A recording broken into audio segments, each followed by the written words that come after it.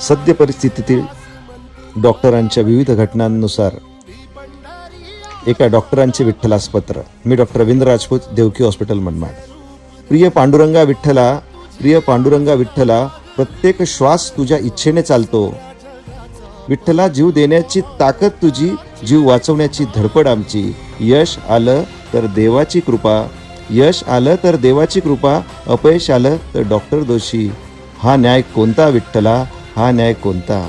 आम्ही औषध उपचार देतो, आम्ही औषध उपचार देतो, पण चमत्कार आजही तुझ्याच हातात असतो. विठ्ठला, आज अर्जुनासारखा मीही गोंधळलेलो. विठ्ठला, आज अर्जुनासारखा मीही गोंधळलेलो. हातात स्टेथोस्कोप आहे, पण मनात असंख्य प्रश्न आणि प्रसंगांचे वादळ आहे. अर्जुनासमोर युद्ध होतं, माझ्यासमोर जीवन मृत्यूची लढाई आहे. अर्जुन फक्त आपल्यांना समोर पाहून युद्धभूमीवर हळहळला.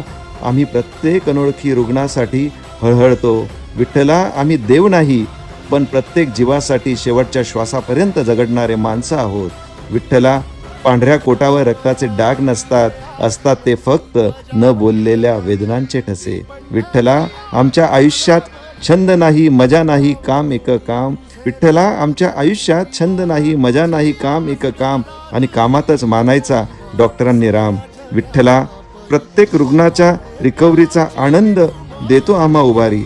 विठ्ठला, प्रत्येक रुग्णाच्या रिकव्हरीचा आनंद देतो आम्हा उभारी. अशीच चालू ठेवू रुग्णसेवेची वारी, अशीच चालू ठेवू रुग्णसेवेची वारी. प्रत्येक पेशंट आपला विठ्ठल, प्रत्येक पेशंट आपला विठ्ठल, आणि ओपीडी आपली पंढरी. अशा रुग्णसेवेसाठी समर्पित विठ्ठला, या रुग्णसेवेसाठी समर्पित.